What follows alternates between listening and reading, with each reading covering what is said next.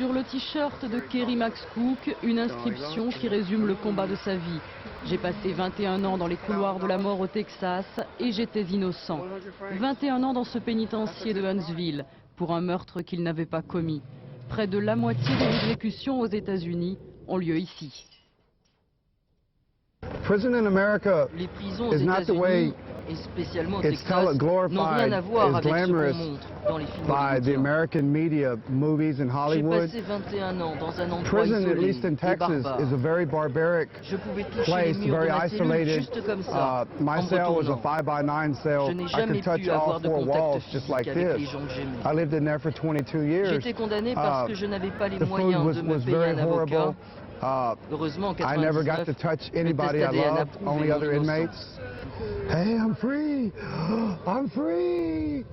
La justice américaine ne lui a pas versé $1 de dédommagement.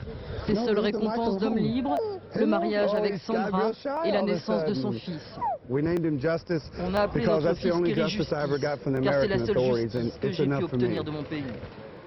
À Strasbourg, Kerry Max Cook a rencontré Sakae Menda. Leur histoire est similaire. Accusé à tort d'un double meurtre, il a passé 34 ans dans les couloirs de la mort japonais. Au Japon, le pouvoir et la justice sont tout puissants.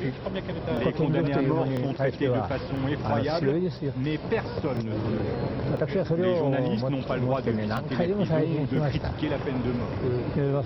Moi, je devais être pendu. J'ai pu tenir grâce à la foi et j'ai clamé mon innocence pendant 34 ans. J'ai été libéré. C'était comme un miracle. À 80 ans, Sakae Menda est un homme brisé, mais son dernier combat est pour l'abolition.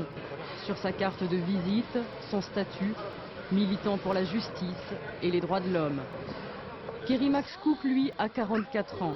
Il passera le reste de sa vie à lutter contre la peine de mort.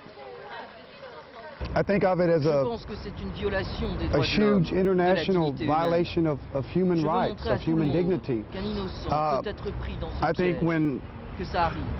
Some crimes are so heinous that they call out for the death penalty, but if you give your government the right to impose the death penalty in one of those heinous cases.